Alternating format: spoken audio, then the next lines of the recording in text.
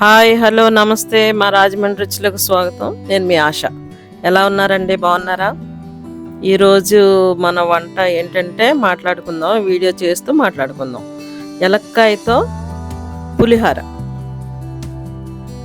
ఎలా చేయాలో చూద్దాం. చాలా మంచిదండి హెల్త్కి ఎలక్కాయ. ఇప్పుడు వస్తున్నాయి కదా, సీజన్ కదా. చూడండి, పచ్చిమిర్చి, ఎండుమిర్చి, శనగపప్పు, మినపప్పు, ఆవాలు, కొంచెం జీలకర్ర, కరివేపాకు, ఒక ఎలక్కాయ తీసుకోండి. పచ్చిగా ఉండాలి ఎలక్కాయ, పండిపోతే మీకు మళ్ళీ తీపి వచ్చేస్తుంది. పచ్చిగా ఉండాలి, చూసారా? దాని లోపల గుజ్జు అంతా తీసి పక్కన పెట్టుకుందాం. పుల్ల పుల్లగా ఉంటుంది, బాగుంటుంది. ఇంట్లో ట్రై చేయండి. పచ్చిమిర్చి ఒక 5-6 పచ్చిమిర్చి తీసుకోండి. మీరు తగినంత ఎంత కారం తినగలరో అంత. ఒక ఎలక్కాయకి కొంచెం జీలకర్ర, ఒక 1/2 స్పూన్. కొంచెం అలా ఎక్కువ వేగక్కర్లేదు, ఒక 2 నిమిషాలు. కొంచెం ఎలక్కాయ కూడా వేసి వేడెక్కితే చాలండి, ఏం వేగిపోక్కర్లేదు ఎక్కువ. కొంచెం వేడి, ఆ పెనం వేడి సరిపోద్ది.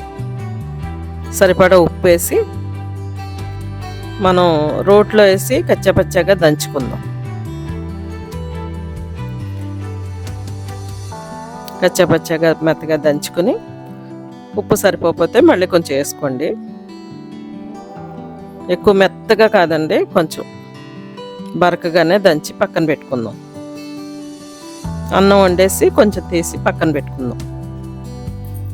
చల్లారిన అన్నమే వేయాలి పులిహోరకి, తెలుసు కదా. మినపప్పు, శనగపప్పు 2 స్పూన్లు, మినపప్పు 2 స్పూన్లు, ఎండుమిర్చి 4. కొంచెం ఘాటుగానే చేశానండి, పులుపు కదా, కొంచెం ఘాటుగానే ఉంటుంది. ఆవాలు 1 స్పూను. బాగా పప్పులు వేగనివ్వండి. కొంచెం పసుపు, తాలింపులోనే వేయాలి పసుపు. కరివేపాకు వేగిపోయింది కదా. మనం దంచి పెట్టుకున్నాం కదండి ఎలక్కాయ, అది వేసేద్దాం. వేగిపోయింది, కచ్చపచ్చగా దంచుకున్నాం కదా. ఒక కాయ తాలింపు వేగిపోయింది, దాంట్లో వేసేద్దాం. వేసేసి ఇప్పుడు స్టవ్ ఆపేసుకుందాం. ఆ వేడి సరిపోతుంది. స్టవ్ ఆఫ్ చేసేసుకుంటే, మందొట్టపు గిన్నె పెట్టాను, అది వేడి సరిపోతుంది. ఇంకేం ఉడకక్కర్లేదండి, ఎలక్కాయ పచ్చిదే. రైస్ చల్లారబెట్టి పెట్టాను, రైస్ వేసేద్దాం. సరే, చల్లారిపోయింది, చక్క పొడి పొడిగా ఉంది. వేడి తాలింపులో వేసేద్దాం.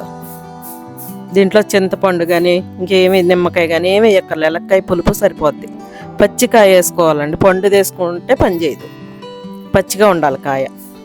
కొంచెం కొత్తిమీర ఫ్లేవర్ కోసం సన్నగా కట్ చేసి పెట్టాను. కొంచెం చాలా టేస్ట్గా ఉంటుంది, మీరు ఇంట్లో ట్రై చేయండి. పిల్లలు కూడా ఇష్టంగా తింటారు, చాలా టేస్ట్గా ఉంటుంది. ఇంట్లో ట్రై చేయండి, మీ కమెంట్స్లో నాకు తెలియజేయండి. Thank you.